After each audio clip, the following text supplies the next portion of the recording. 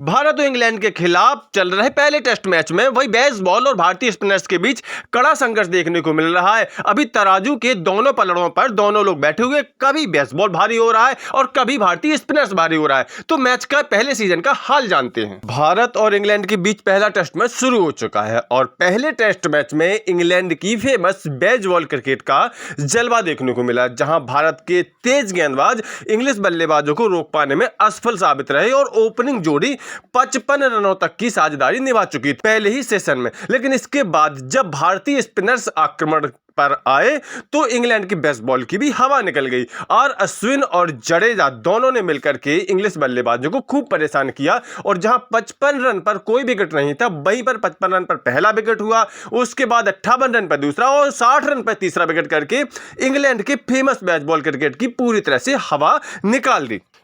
जहां English opener Jack Crawley ने 20 run बनाए 40 गेंदों में, वहीं पर उनके दूसरे ओपनर डकेट ने बनाए 39 गेंदों में तेज 35 रन। लेकिन ओली पोप मात्र 1 रन बना करके पवेलियन लौट गए। अंग्रेज ओपनर बल्लेबाजों ने पहले खेलते हुए शानदार प्रदर्शन किया जब उन्होंने ओपनिंग में ही 55 रनों की साझेदारी निभा डाली। भाई ये तो कमाल था उन वार्म अप मैचों का जो अंग्रेज अभी आकर के खेल रहे थे। उन्होंने भारतीय परिस्थितियों के हिसाब से अपने आप को ढाल लिया और यही वजह थी कि भारतीय तेज गेंदबाज अंग्रेजों पर कोई असर ही नहीं डाल सके। अपने तेज गेंदबाजों को असरहीन होता देख करके कप्तान रोहित शर्मा ने गेंद थमा दी अपने स्पिनर्स यानी तुरुप के और अश्विन को, और उनके बाद उन्होंने लगा दिया तुरंत ही रविंद्र जडेजा को। दोनों ही स्पिनर्स ने अच्छी खासी खबर ली अंग्रेज बल्लेबाजों को, एक करके आउट करना शुरू कर दिया। ओपनिंग जोड़ी के लिए 55 रनों की पार्टनरशिप के बाद जैसे ही भारतीय स्पिनर्स आक्रमण के लिए आए तो आते ही आर अश्विन ने बेन डकेट को आउट कर दिया। गौरतलब है कि आर अश्विन ने बेन डकेट को कुल मिलाकर के चौथी बार अपना निशाना बनाया है। 55 रन पर पहला विकेट निकलने के बाद बल्लेबाजी करने के लिए आए ओली पोप को रविंद्र जडेजा ने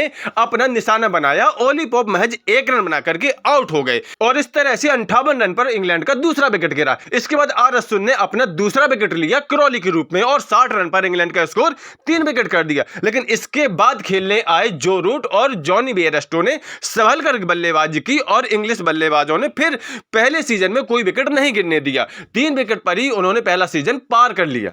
जहां पर जो रूट संभलकर और सिंगल और डबल में विश्वास करते हुए खेलते रहे, वहीं पर जॉनी बेयरस्टो लगातार बाउंड्री की खोज में बने रहे और अच्छे शॉट मारते हुए दिखे। कुल मिलाकर के अब जॉनी बेयरस्टो और जो रूट पर इंग्लिश बल्लेबाजों की उम्मीदें टिकी हुई हैं और साथ ही साथ भारतीय उम्मीदें टिकी हुई हैं भारतीय स्पिनर्स की जोड़ी पर, आर अश्विन और रविंद्र जडेजा की जोड़ी पर। फिलहाल तो जो रूट और जॉनी बेयरस्टो ने इंग्लिश टीम को खतरे से निकाल करके एक सम्मानजनक स्थिति में पहुंचा दिया। पहले सीजन पूरा होने तक अंग्रेज बल्लेबाज 108 रन बना चुके थे सिर्फ 3 विकेट के नुकसान पर। जहां जॉनी बेयरस्टो 44 गेंदों में 32 रन बनाकर खेल रहे थे, वहीं जो रूट 35 गेंदों में 18 रन बनाकर के खेल रहे थे। अब अगर भारत को इस मैच में पकड़ बनानी है तो उनको इन दोनों बल्लेबाजों को जल्दी आउट करना होगा, क्योंकि अगर ये बल्लेबाज अगले 2 सीजन में टिक गए तो फिर भारतीय टीम के लिए काफी ज्यादा नुकसानदायक हो सकते हैं, क्योंकि ये 2 बल्लेबाज ऐसे हैं जो भारत के खिलाफ हमेशा बड़ी पारियां खेलने के लिए जाने जाते हैं। स्पेशली जो रूट का विकेट निकालना बहुत जरूरी, क्योंकि जो रूट भारत के खिलाफ लंबी लंबी पारियां खेलने के लिए ही जाने जाते हैं। इस वीडियो में इतना ही। मैच का अगला अपडेट लेकर के फिर मिलेंगे, तब तक के लिए नमस्कार।